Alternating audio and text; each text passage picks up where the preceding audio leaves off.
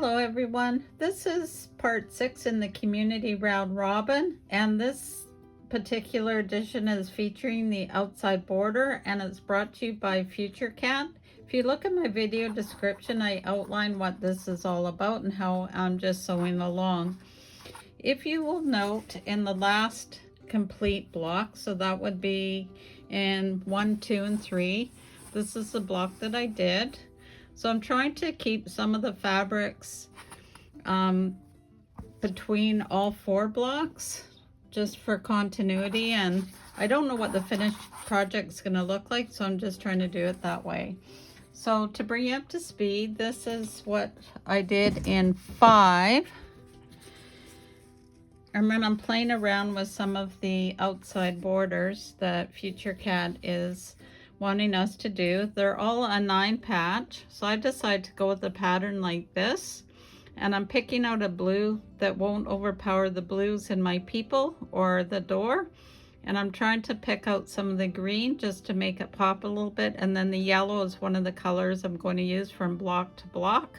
So I thought by making 4 of these I would have them on the side like that, and then in the corners she also has the 9 patches in the corner, and I decided that I wanted to do something different again. So I was playing around with these fabrics here, which I've got in the sky and the roof, and I thought, well, if they're like that, they're starting to get too strong again.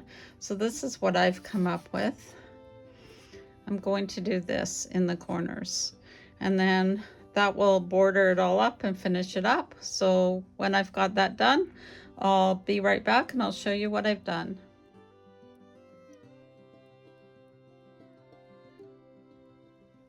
I just want to show you a tip that I'm doing, because it is critical for matching all of these to have them of an even size. We are sewing with 1.5 inch pieces.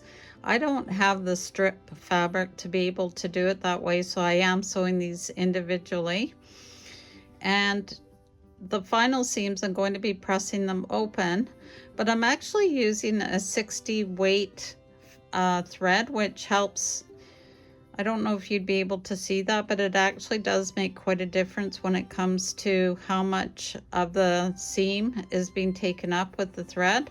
So that's something that you can give a try if you're having problems maintaining a size.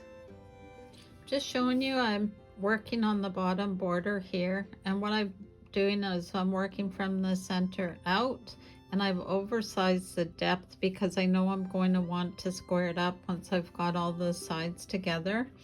So these are the 2 cornerstones that I'm going to be using. I kind of cheated. I used strips here instead of little patches, but it still works. So once these are sewn in, that's what it's going to look like. So let me go ahead and finish it up, and I'll show you what the final reveal is.